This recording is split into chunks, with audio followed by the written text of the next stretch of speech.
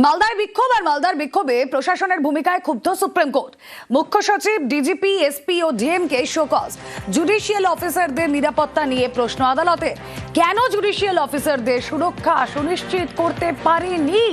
প্রশাসনের শীর্ষ কর্তাদের ভূমিকা নিয়ে প্রশ্ন সর্বোচ্চ আদালতের। আরো বিস্তারিত জানবো শীর্ষ আদালতের পর্যবেক্ষণ। প্রতিনিধি মৈত্রী ভট্টাচার্য রয়েছেন সঙ্গে। মৈত্রী, রুমেলা, দেখো, আজকে শীর্ষ আদালতের তরফ থেকে প্রধান বিচারপতি সূর্যকান্ত এবং বিচারপতি জয়মাল্য বাগচি দফায় দফায় প্রশাসনের ভূমিকা নিয়ে ক্ষোভ প্রকাশ করেন। তারা বলেন যে রাজ্যে কার্যত আইন শৃঙ্খলা পরিস্থিতি ভেঙে পড়েছে এবং প্রশাসনের যে ভূমিকা ছিল, যেভাবে তাদেরকে কলকাতা হাইকোর্টের প্রধান বিচারপতি বারবার করে জানানোর পরেও তারা জুডিশিয়াল অফিসারদেরকে উদ্ধার করেননি এবং যখন মধ্যরাতে তাদেরকে উদ্ধার করা হয়, তারা যখন বাড়ি ফিরছেন তখনও তাদের গাড়ির উপর ইট এবং ইট বৃষ্টি করা হয়েছে এবং বাঁশ দিয়ে মারা হয়েছে। সেই জায়গায় দাঁড়িয়ে তাদের যে প্রশাসনের যে ভূমিকা, সেই ভূমিকায় যথেষ্ট ক্ষুব্ধ এবং সেটা ব্যর্থহীন ভাষায় আজকে সর্বোচ্চ আদালত জানিয়ে দিয়েছে। এবং তারা বলেছেন যে যাদের যাদের দায়িত্ব দেওয়া হয়েছিল, এমনকি ডিজিপি তার হোয়াটসঅ্যাপ নাম্বার শেয়ার করেনি এবং সেখানে কলকাতা হাইকোর্টের প্রধান বিচারপতি যাতে যোগাযোগ করতে পারে সেই সুযোগ হয়নি। তো অবশেষে তাদেরকে বাড়িতে যোগাযোগ করে তাদেরকে ডেকে পাঠাতে হয়েছে প্রধান বিচারপতিকে। প্রশাসনের এই ভূমিকা নিয়েই কিন্তু আজকে তুমুল ক্ষোভ প্রকাশ করে সর্বোচ্চ আদালত। বেশ, সঙ্গে থাকো। মালদায় বিক্ষোভ অশান্তিতে সিবিআই এনআইএ তদন্ত। মালদায় বিক্ষোভ অশান্তিতে বিরক্ত সুপ্রিম কোর্ট।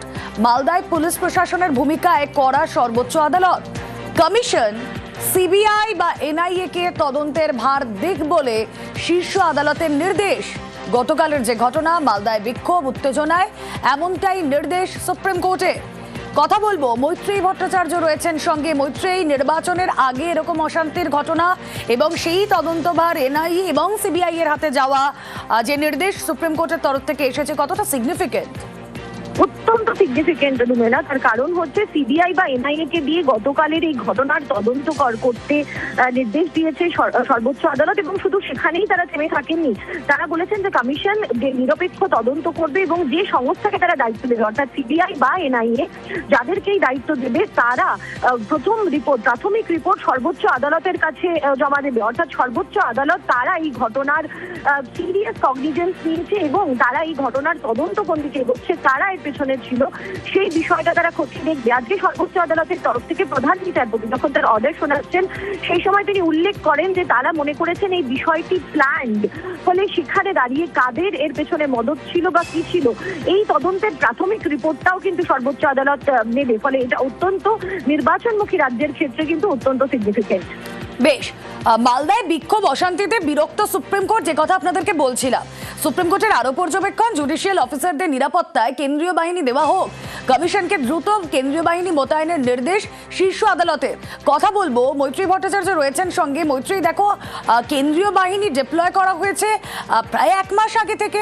বিধানসভা নির্বাচন একেবারে দোরগোড়ায়, সেখানে দাঁড়িয়ে কেন্দ্রীয় বাহিনীর তো আগে থেকেই যেই জায়গাগুলো ভীষণ সেন্সিটিভ, সেখানে তারা রুট মার্চ করেছে। তারা সেখানে আমরা দেখেছি বিভিন্ন জায়গায় কেন্দ্রীয় বাহিনীর রুট মার্চ এবং সেই অঞ্চল চেনা। মালদা মুর্শিদাবাদের ক্ষেত্রেও তার অন্যথা নয়। সুপ্রিম কোর্টকে আবার নির্দেশ দিতে হচ্ছে যে সেখানে জুডিশিয়াল অফিসারদের নিরাপত্তার জন্য কেন্দ্রীয় বাহিনী দেওয়া হোক। একেবারেই, দেখো, আজকে জুডিশিয়াল অফিসারদেরকে কার্যত সর্বোচ্চ আদালত তাদের এক্সটেন্ডেড উইং হিসাবে বলেছে এবং তারা বলেছে যে তাদের নিরাপত্তা, জুডিশিয়াল অফিসারদের নিরাপত্তা দেওয়ার জন্য কেন্দ্রীয় বাহিনী শুধু যে জুডিশিয়াল অফিসাররা যেখানে কাজ করছেন বা তারা যেখানে থাকছেন শুধু সেখানেই নয়, তাদের পরিবার এমনকি তাদের সম্পত্তিতেও কেন্দ্রীয় বাহিনীর নিরাপত্তা দিতে হবে। ফলে কোথাও একটা গিয়ে যে জুডিশিয়াল অফিসাররা অত্যন্ত নিরাপত্তাহীনতায় রয়েছেন, সেই বিষয়টি আজকে কার্যত সর্বোচ্চ আদালত নির্দেশে সেটা স্পষ্ট হয়ে গিয়েছে এবং তাদের নিরাপত্তা দেওয়ার জন্য অবিলম্বে কেন্দ্রীয় বাহিনী মোতায়েনের নির্দেশ দিয়েছে সর্বোচ্চ আদালত। বেশ, সঙ্গে থাকো। মালদার বিক্ষোভে প্রশাসনের ভূমিকায় শীর্ষ আদালত ক্ষুব্ধ। শীর্ষ আদালতের আরো পর্যবেক্ষণ, আটকে ছিলেন যে বিচারকরা, তাদের জল বিস্কুটও দেওয়া হয়নি। রাত 2টো পর্যন্ত সুপ্রিম কোর্টের প্রধান বিচারপতি তিনি নিজে খোঁজ নেন। গতকালের ঘটনায় পুলিশ প্রশাসনের ভূমিকা নিয়ে প্রশ্ন তুলেছে শীর্ষ আদালত। মুখ্য সচিব, ডিজিপি, এসপি এবং ডিএমকে শোকজ করা হয়েছে।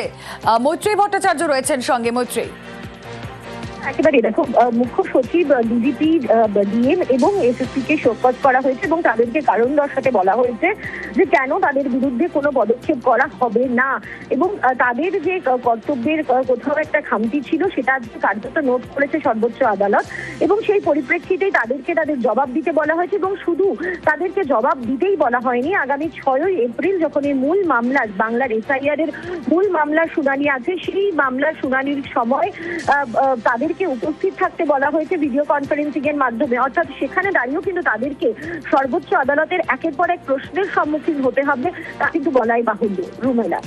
বেশ, মালদার বিক্ষোভে শীর্ষ আদালতের কোন বিচারকদের জন্য নির্ভয় পরিবেশের নির্দেশ সর্বোচ্চ আদালতের।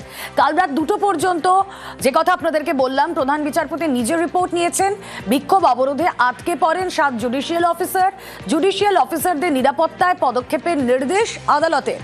যারা নিরাপত্তার দায়িত্বে তাদের নজরদারি বাড়ানোর নির্দেশ কোর্টের। কথা বলবো, মৈত্রী ভট্টাচার্য রয়েছেন সঙ্গে। মৈত্রী, একটা বিষয় যে এই নির্বাচন ঘোষণা হয়ে যাওয়ার পর অফকোর্স পুলিশ প্রশাসনের উপর দায়িত্ব থাকে, কিন্তু আরও দায়িত্ব থাকে নির্বাচন কমিশনের উপর। কোথাও গিয়ে যেই পরিস্থিতি তৈরি হয়েছে, জুডিশিয়াল অফিসারদের যে নিরাপত্তার কথা বলা হয়েছে, নির্বাচন কমিশনকেও তো অনেক বেশি অ্যালার্ট এই পরিস্থিতিতে থাকতে হবে, নয় কি? নিঃসন্দেহে দেখো, নির্বাচন কমিশনেরই কিন্তু দায়িত্ব এবং রাজ্যের তরফ থেকে বারবার কিন্তু এই বিষয়টি উল্লেখ চেষ্টা করা হচ্ছিল যে দুটো বিষয়, যে এখন জাতীয় নির্বাচন কমিশনের হাতে সম্পূর্ণ পুলিশ প্রশাসন এবং সাম্প্রতিক সমস্ত আইপিএস আইএস যারা সংশ্লিষ্ট জেলার দায়িত্বে ছিল তাদের একেবারে ভোল বদল করে দেওয়া হয়েছে, একেবারে নতুন অফিসার নিয়ে আসা হয়েছে, যার ফলেই এই খামতিটা ঘটেছে বলে রাজ্যের তরফ থেকে উল্লেখ করা হয়। কমিশনের তরফ থেকে যেখানে বলা হচ্ছে যে তারা এটা আন্দাজ করতে পারেনি যে এত বড় ঘটনা ঘটে যেতে পারে, তবে কোনোভাবেই যে কমিশনের দায় এড়ানো যায় না সেটাও কিন্তু আজকে সর্বোচ্চ আদালতের বক্তব্যে উঠে এসেছে। আজকে বিচারপতি জয়মাল্য বাগচি তিনি উল্লেখ করেছেন যে নতুন অফিসাররা পোস্টেড হতেই পারেন, কিন্তু তাদেরও তো দায়িত্ব যে সেই এলাকার সম্পর্কে খবর রাখা এবং কোথায় কোন সেনসিটিভ সমস্যা তৈরি হচ্ছে সেই বিষয় জানা, এবং সেটা তাদের দায়িত্ব কর্তব্যের মধ্যে পড়ে। ফলে সেই কাজটা কেন তারা করেননি সেই প্রশ্নটাও কিন্তু উঠছে। ফলে কোথাও গিয়ে কমিশনারের ওপর কিন্তু বড় দায় বর্তাচ্ছে যে আইন শৃঙ্খলার পরিস্থিতি। ওকে মৈত্রী, আমাদের নজর থাক। জয়প্রকাশ মজুমদার, এই গোটা ঘটনার প্রেক্ষিতে আদালতের এই পর্যবেক্ষণ, তার কি রিঅ্যাকশন শুনবো? পশ্চিমবঙ্গে ইলেকশন কমিশন আইন শৃঙ্খলার দোহাই দিয়ে তারা সর্বস্তরে পরিবর্তন করেছে। সুপ্রিম কোর্ট যদি বলে এই কথা, তাহলে সুপ্রিম কোর্টকে ধরতে হবে প্রথমে নির্বাচন কমিশনকে, কারণ মানুষের অধিকার কেড়ে নিয়েছে, তাই জন্য মানুষ রাস্তায় নেমেছে। যে পুলিশ এবং প্রশাসন তাকেও বদলে দিয়েছে নির্বাচন কমিশন, সুতরাং আইন শৃঙ্খলার প্রশ্নও নির্বাচন কমিশনকেই উত্তর দিতে হবে এবং আমি আশা করব সুপ্রিম কোর্ট নির্বাচন কমিশনকে সহজে ছেড়ে দেবে না। দেবজিৎ সরকার বিজেপি নেতা রয়েছেন। দেবজিৎ বাবু, স্বাগত জানাবো নিউজ 18 বাংলা স্টুডিও থেকে। আমি রুমেলা কথা বলছি। সুপ্রিম কোর্টের যে পর্যবেক্ষণ, তাতে তৃণমূলের রিঅ্যাকশন এটাই, রাজ্য পুলিশ প্রশাসনের ভূমিকা নিয়ে সুপ্রিম কোর্ট প্রশ্ন তুলতেই পারে, কিন্তু সবার আগে উত্তর নেওয়া উচিত নির্বাচন কমিশনের। কে কি বলছে, কে কি উত্তর দেবেন, প্রশ্ন করবেন পরের কথা। গতকাল থেকে 17 ঘন্টা 18 ঘন্টা ধরে যে জিনিস চলেছে সেটা রাষ্ট্রবিরোধী চক্রান্ত। পশ্চিমবঙ্গের মাটিকে ব্যবহার করে রাষ্ট্রবিরোধী চক্রান্ত। ভারত কিন্তু মনে রাখতে হবে 90 কিংবা 80 দশকের ভারত নয়, এ 2026 মোদিজির ভারত। যারা Islamic Republic of West Bangladesh বানানোর চক্রান্ত করছেন, যারা শাঁখা সিঁদুর দেখে দেখে মেয়েদের শাহজাহানের ডেরায় পিঠে বানানোর জন্য পাঠানোর চেষ্টা করছেন, যারা মতুয়া বিরোধী, রাজবংশী বিরোধী। দেবজিৎ বাবু, আপনি যে কথা বলছেন মানলাম, কিন্তু এই জায়গায় দাঁড়িয়ে আমরা দেখেছি তো পুলিশ প্রশাসনে খোলনলচে বদল করা হয়েছে, তৃণমূল বারবার তা নিয়ে সরব হয়েছে, সেখানে শীর্ষ নেতৃত্ব পুলিশ প্রশাসনে তাদেরকে বদল করা হয়েছে, আর সেখানে দাঁড়িয়ে পুলিশ প্রশাসনের ভূমিকা নিয়ে সুপ্রিম কোর্ট ক্ষুব্ধ।